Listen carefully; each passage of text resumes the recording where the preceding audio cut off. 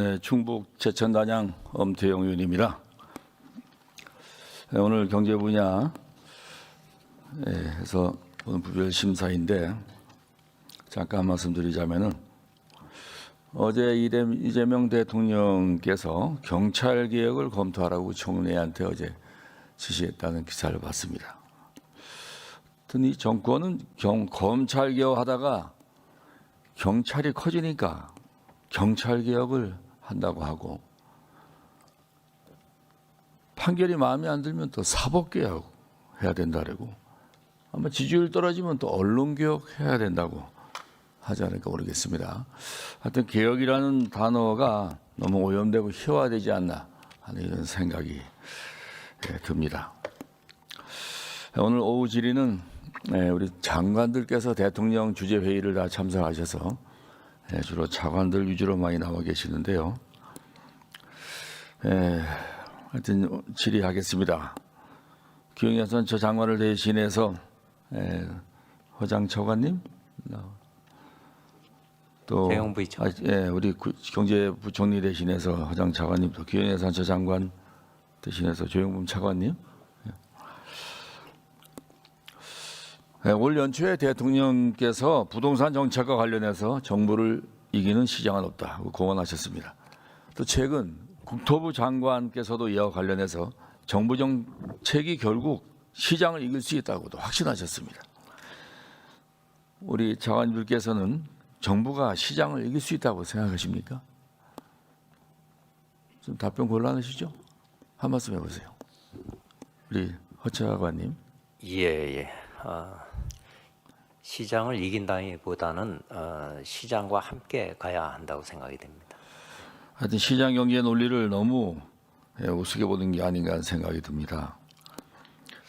지금 작년 경실령 자료를 한번 보겠습니다. 역대 정부 서울 아파트 가격 비교해 보면은 노무현 정부 때 80%가 올랐어요. 17번 대책을 발표했는데도 이명박 정부 때는 마이너스 10%, 박근혜 정부 때 21%, 문재인 정부 때는 28번 대책을 발표했는데 119% 상승했습니다. 윤석열 정부 때는 1%입니다. 하여튼 진보 좌파 정부가 집권할 때마다 집값이 이상하게 아주 가파르게 폭등을 했습니다. 이건 시장을 무시해서 그런지 어떤 요인인지 참 공교롭습니다. 과거 노무현 문재인 정부 때도 부동산 시장을 적으로 보고 규제와 세금으로 무조건 옥죄인 결과가 아닌가. 오히려 그러다 보니까 시장 역습에 정부 실패로 귀결됐다는 명확한 확증이라고 저는 생각합니다. 우리 정통 경제관료 분들이 시장 속성에 대해서 누구보다 잘 아시다 보니까 하여튼 이 정부에 대해서 부동산 정책의 시각의 전환을 우리 실무선에서 좀 전환시켜 주시기를 우리 차관들께 부탁드립니다. 우리 대통령께서 공급의 또 중요성을 강조하고 신속한 공급 확대 방안 마련을 지시하는 그런 방향성에는 저도 깊이 공감합니다. 하지만 최근 서울시와 정부가 갈등하는 용산 어린이 정원 문제 참 너무 갈등이 많았죠. 오늘 우리 오세훈 시장과 국토부 장관이 만나서 추가 발표 7만 3천 호는 경기도에만 하겠다. 용산을 제외한다. 이런 속보가 오늘 나왔어요. 또 국토부 장관은 용산 공원 의견 접근이 안 돼서 탄천 물재생센터의 자료를 받아서 분석하겠다.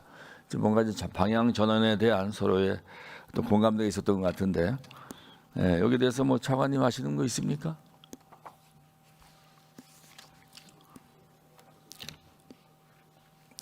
아무튼 서울시에서 오세훈 시장이 지난 10년 동안 부동산 정책에 대해서 많이 고민하고 실행하고 또 많은 노하우를 가지고 있습니다. 하여튼 간에 거기에 대해서는 정당한 지적과 제안은 수용하면서 여러 가지 대책을 마련해야 된다고 생각합니다. 그런데 재개발, 재건축 문제도 그렇습니다.